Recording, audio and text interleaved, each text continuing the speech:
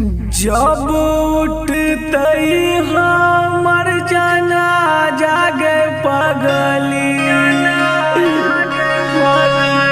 तू खिड़की से देख लिहा।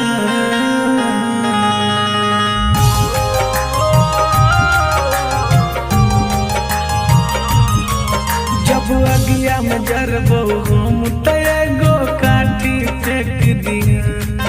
जब अगिया में जरबो हम त एगो काटी फेंक दिया।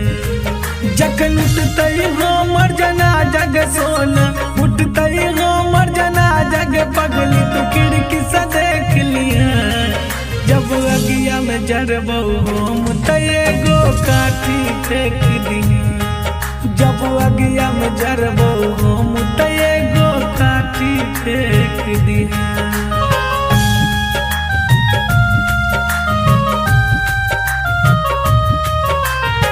Annu recording studio.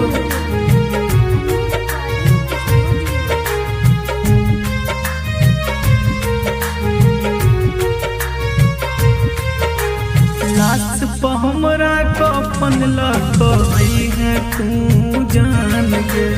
वैस हमर तू पूरा दी है छे अरमान गे।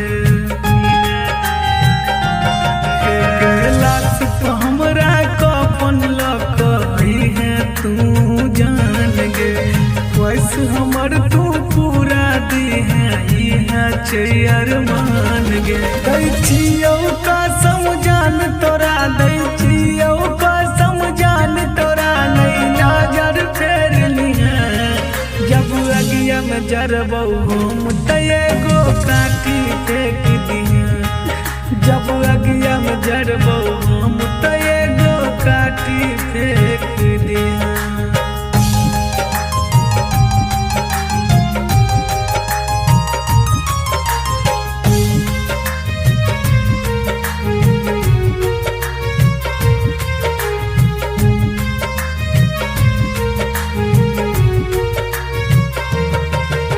संस्कार तू के हमर जइहा पिया के गाम गे।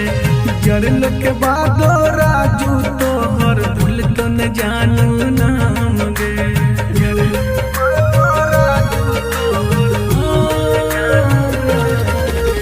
संस्कार तू के हमर जइहा पिया के गाम गे।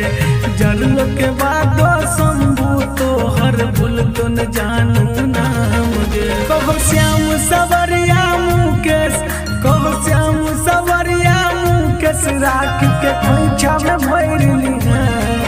जब अगिया में जरबो हम त एगो काटी फेंक दिया।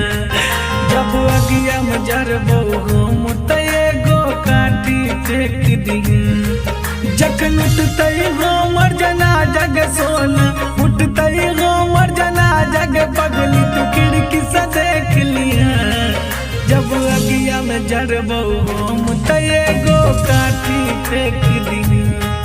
जब अगिया में जरबो